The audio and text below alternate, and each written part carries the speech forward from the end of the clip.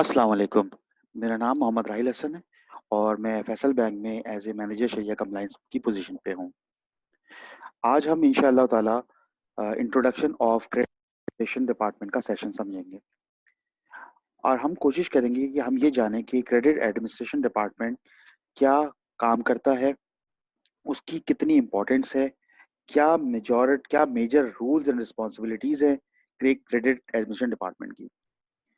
Credit administration department अमूमन मुख्तलिफ banks के अंदर जो है वो रिस्क पर काम करता है, लेकिन कहीं-कहीं ये ऑपरेशंस डिपार्टमेंट के अंदर भी आता है। क्रेडिट एडमिनिस्ट्रेशन की अगर हम तारीफ़ करें, तो बहुत सारी मुख्तलिफ किस्म की उसकी तारीफ़ की जा सकती है, लेकिन एक आसान सी ज़बान के अंदर क्रेडिट एडमिनिस्ट्रेशन डिपार्टमेंट की तारीफ़ कुछ ये है, credit administration department forms an operational mediator role in respect of all credit related transactions। मतलब ये कि क्रेडिट एडमिनिस्ट्रेशन डिपार्टमेंट लेन-देन यानी फाइनेंशियल ट्रांज़ैक्शन के सिलसिले में जो भी ऑपरेशनल एक्टिविटी का काम होता है, वो उसमें सालिसी का काम अंजाम देता है। मुराद जिस तरह की जितनी भी लेन-देन के मामलात होते हैं, यानी अगर आपकी कोई मुराबाहा ट्रांज़ैक्शंस हो, क्रेडिट एडमिनिस्ट्रेशन के अंदर जो है वो इजारा, डिमिनिशिंग मुशारका या किसी भी किस्म की ट्रांज़ैक्शन हो, उसमें क्रेडिट एडमिनिस्ट्रेशन का काम मौजूद होता है। क्रेडिट एडमिनिस्ट्रेशन डिपार्टमेंट एक बैक ऑफिस फंक्शन है। इस बात का ख्याल रखना चाहिए कि credit administration department will not involve in preparation of credit approvals और any other front office related activity. Credit administration कभी भी क्रेडिट प्रपोजल, क्रेडिट फाइनेंसिंग की चीज़ें जो कस्टमर से फ्रंट ऑफिस से रिलेटेड चीज़ें हैं, वो उसमें इन्वॉल्वमेंट नहीं होता। ये ये सारा काम सिर्फ़ और सिर्फ़ रिलेशनशिप मैनेजर परफ़ॉर्म देता है। अगर credit administration department front office की मामलात के अंदर इन्वॉल्व हो जाएगा, तो फिर उसमें बायज़नेस का खतरा है। यानी कि वो अगर जो सेंट्रल बैंक की या स्टेट बैंक की रेगुलेटरी रिक्वायरमेंट है, उसको फुलफ़िल नहीं कर सकेगा। ऐसी सूरत के अंदर जो है बैंक का जो फंड है, वो अच्छी तरीके से, सही तरीके से सिक्योर्ड नहीं होगा। इसमें चांसेस ये होगा कि कस्टमर को फैसिलिटेट करने के लिए ये भी पॉसिबल है कि एक हो सकता है अगर क्रेडिट एडमिन डिपार्टमेंट का कोई ऑफिसर फ्रंट ऑफिस के साथ अगर इन्वॉल्व हो जाए, तो उसमें फ्रॉड का भी खतरा है। इस वजह से डिपार्टमेंट एक बिल्कुल इंडिपेंडेंट और सेपरेट डिपार्टमेंट है और ये बैक ऑफिस डिपार्टमेंट। अब हम अगर क्रेडिट एडमिनिस्ट्रेशन के मेजर रोल के बारे में समझें, तो क्रेडिट एडमिनिस्ट्रेशन के 3 मेजर रोल्स हैं। सबसे बड़ा रोल या सबसे पहला रोल और जिसको हम सबसे ज़्यादा इम्पोर्टेंट रोल कहते हैं, वो परफेक्ट डॉक्यूमेंटेशन है। परफेक्शन ऑफ डॉक्यूमेंटेशन की 2 मज़ीद किस्में हैं। Perfection of financing document. Perfection of financing document से क्या मुराद कि कोई डॉक्यूमेंट जो भी कस्टमर फाइनेंसिंग में फाइनेंस ले रहा हो, चाहे वो मुराबा हो, चाहे वो इस्तिस्ना हो, चाहे वो तिजारा हो, चाहे वो इजारा हो, वो किसी किस्म की भी फाइनेंसिंग हो, उस फाइनेंसिंग की परफेक्शन। परफेक्शन के अंदर उसकी सही तरीके से क्रेडिट अप्रूवल के अंदर जो लिमिट लिखी गई है, उसको सही तरीके से फिल करें। जो अमाउंट और फिगर्स में अमाउंट और फिगर है वो सही तरीके से फिल की गई हो। कोई भी ब्लैंक फील्ड कस्टमर के सामने प्रेज़ेंट ना हो साइनिंग करने के लिए। दूसरी सबसे बड़ी इम्पोर्टेंट चीज़ है perfection of security document. Security document की परफेक्शन बहुत ज़्यादा ज़रूरी है। इसकी वजह ये है कि इसी डॉक्यूमेंट के ज़रिए यानी इन्हीं डॉक्यूमेंट के ज़रिए बैंक अपने फंड को सिक्योर करता है। अगर सिक्योरिटी डॉक्यूमेंट परफेक्ट है, तो इन केस ऑफ डिफ़ॉल्ट यानी डिफ़ॉल्ट की सूरत के अंदर ये डॉक्यूमेंट जब कोर्ट में प्रेज़ेंट होंगे, तो ये सही तरीके से प्रेज़ेंट नहीं हो पाएँगे और बहुत ज़्यादा चांसेस ये है कि कोर्ट जो है वो आपके फ़ेवर में डिसीज़न ना दे because of imperfect security. Disbursement of fund against facility यानी ये कि जो फंड्स यानी जो कस्टमर को डिसबर्समेंट की जाती है फैसिलिटीज के अगेंस्ट, वो सही तरीके से की जाए। यानी जो कस्टमर को अदायगी करनी है फंड्स के जरिए, वो सही तरीके से की जाए। मतलब ये कि ऐसा ना हो, कस्टमर ने इस्तिस्ना फैसिलिटी अगर मांगी है तो तिजारा फैसिलिटी को डेबिट करके कस्टमर के अकाउंट में दे दिया जाए। तो जो फैसिलिटी क्रेडिट अप्रूवल के अंदर या ऑफर लेटर के अंदर दी गई है, सिर्फ उसी फैसिलिटी का इस्तेमाल करके कस्टमर के अकाउंट में फंड डिसबर्स किए जाएं। बहुत इंपॉर्टेंट जो मेजर रोल है वो है रिकवरीज। यहाँ रिकवरीज से मुराद कलेक्शन ऑफ रिकवरीज नहीं, या ये कि कस्टमर के पास जाके कलेक्ट करना। यहाँ रिकवरी से मुराद ये कि जिस फैसिलिटी की मैच्योरिटी आ रही हो, उस मैच्योरिटी को फ्रंट ऑफिस को इन्फॉर्म, और उस फ्रंट ऑफिस को इन्फॉर्म करने के बाद उसकी सही तरीके से रिकवरी करें at the time of the maturity. ये क्रेडिट एडमिनिस्ट्रेशन के 3 मेजर रोल्स हैं। एक इम्पॉर्टेंट बात जो यहाँ पे आपके सामने नजर आ रही है वो यह है कि CAD will not execute any transition, either funded or non-funded, prior approval from risk and credit committee and before the completion of documentation and security arrangement। इसका मतलब ये कि कैट कभी भी कोई भी ट्रांजेक्शन बगैर रिस्क के अप्रूवल या क्रेडिट कमेटी के अप्रूवल के बगैर नहीं करता, चाहे वो फंडेड फैसिलिटी हो चाहे नॉन फंडेड फैसिलिटी हो, और कोई भी डॉक्यूमेंटेशन की फॉर्मेलिटी को कंप्लीट किए बगैर डिसबर्समेंट नहीं करता।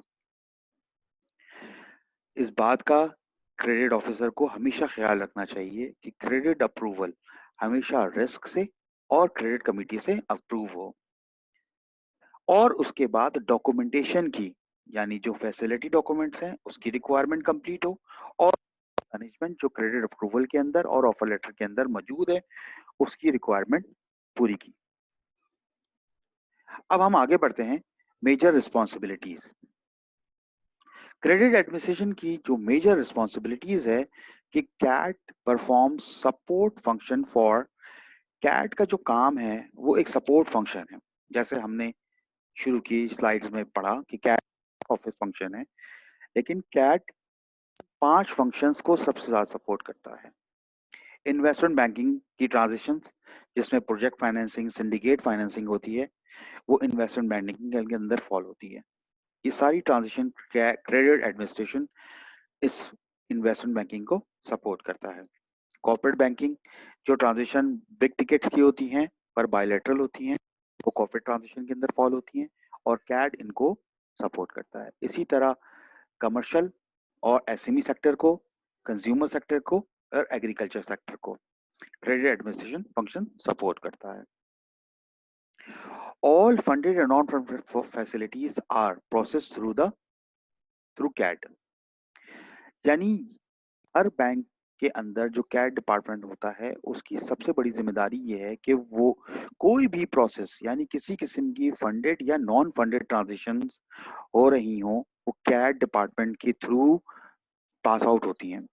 कुछ बैंक्स के अंदर नॉन फंडेड ट्रांजेक्शंस जो है वो ट्रेड फाइनेंस के अंदर भी होती हैं, जैसे कि एलसी, अगर नॉन फंडेड एलसी है तो ट्रेड फाइनेंस के अंदर होती हैं।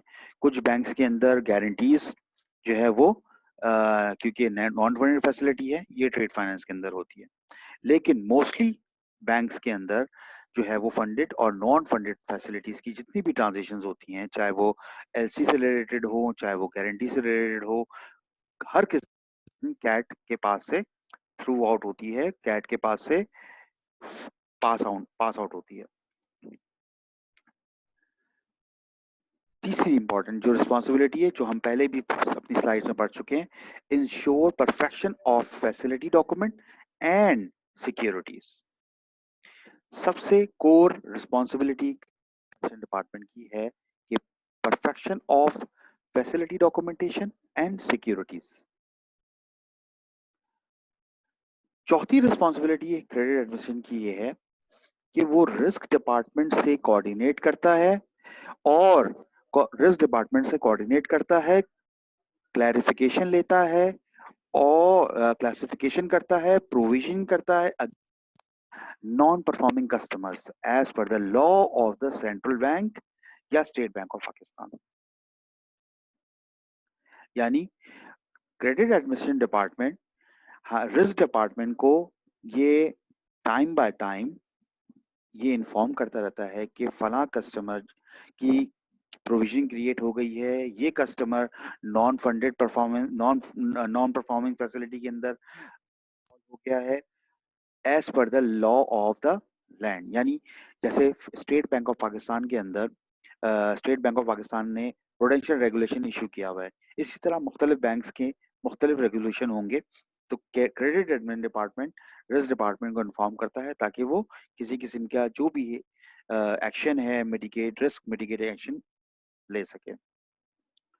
पांचवी बड़ी responsibility ensure timely submission of report to various internal external authorities such as executive management, finance department, central और state bank। Credit administration department का एक ये बहुत बड़ा रोल होता है कि टाइमली जिस फंक्शन ने कोई डेडलाइन दी हुई है, चाहे वो इंटरनल फंक्शन हो, चाहे वो एक्सटर्नल फंक्शन हो, चाहे वो एग्जीक्यूटिव मैनेजमेंट हो, चाहे वो फाइनेंस डिपार्टमेंट हो, चाहे वो स्टेट बैंक, ये सारी टाइमली रिपोर्टिंग करना क्रेडिट एडमिन डिपार्टमेंट की जिम्मेदारी होती है। अगर ये टाइमली सबमिट नहीं होगी तो मे भी पॉसिबल ये हो कि डिसीजन मेकिंग के अंदर कोई डिले आ जाए। मेजर रिस्पॉन्सिबिलिटीज के अंदर जैसे मैं बात कर रहा था आपसे, CAD has submit different report on daily basis, fortnightly, monthly basis. ये कुछ रिपोर्ट्स हैं जो कि नॉर्मल क्रेडिट एडमिन डिपार्टमेंट जो है वो सबमिट करती हैं। Expiries of approval, long pending unresolved issue जो कि मुख्तलिफ डिपार्टमेंट्स देती हैं, जैसे कभी सीईओ डेफरल दे देते हैं, कभी रिस्क सीआरओ डेफरल दे देते हैं, कभी हेड ऑफ डिपार्टमेंट डेफरल दे देते हैं, कभी शरिया बोर्ड डेफरल दे देती है। तो उस डेफरल को मेंटेन करना और उनका फॉलोअप करना। शॉर्टफॉल इन सिक्योरिटीज, अगर किसी किस्म की सिक्योरिटी की शॉर्टफॉल है, यानी अगर कोई करवाया है, शेयर्स प्लेज करवाए हुए हैं या कोई ऐसी चीज जिसमें ये चांसेस हो कि इसकी वैल्यू ऊपर नीचे होती है, तो उसकी मॉनिटरिंग करना। पांचवा, वॉच लिस्ट कस्टमर, ऐसे कस्टमर जो के करीब हो डिफॉल्ट होने के, वो वॉच लिस्ट कस्टमर्स होते हैं। इन सब की रिपोर्टिंग करना। नॉन परफॉर्मिंग फाइनेंसिंग अकाउंट, वो अकाउंट जो के लॉ सब स्टैंडर्ड या लॉस कैटेगरीज के अंदर फॉल हो जाती हैं, उनकी रिपोर्टिंग करना, ये क्रेडिट एडमिनिस्ट्रेशन की जिम्मेदारी है। कैट को चाहिए कि अपनी जो भी रिपोर्टिंग करे वो बहुत ड्यू डिलिजेंस के साथ करे। उसकी वजह ये कि कैट वो वाहिद डिपार्टमेंट है जिसके ऊपर मैनेजमेंट बहुत ज्यादा रिलाई करती है, क्योंकि कैट डिपार्टमेंट एक मॉनिटरिंग डिपार्टमेंट है और एक ऐसा डिपार्टमेंट है जिसके पास बहुत सारी इंफॉर्मेशन मौजूद होती है। जैसे कि ऊपर आपको 6 आइटम नजर आ रहे हैं। इन आइटम्स की बेसिस के ऊपर मैनेजमेंट बात का फैसला करती है कि इन कस्टमर के साथ फ्यूचर में क्या स्ट्रेटजी अपनानी है, एग्जिट स्ट्रेटजी अपनानी है, इनके साथ इनको इनकी लिमिट बढ़ानी है, अगर अच्छे कस्टमर है तो इनकी लिमिट बढ़ानी है, और अगर ऐसे कस्टमर है जो कि प्रॉब्लमेटिक कस्टमर है तो इनकी लिमिट को रिड्यूस करना होगा और हम उन्हें अपने फंडेड अपने पोर्टफोलियो से एग्जिट करना होगा। आज का हमारा जो टॉपिक है हम इसको इख्तिताम करते हैं यहीं पे, और इंशाल्लाह ताला एक नए टॉपिक के साथ हाजिर होंगे। बहुत शुक्रिया।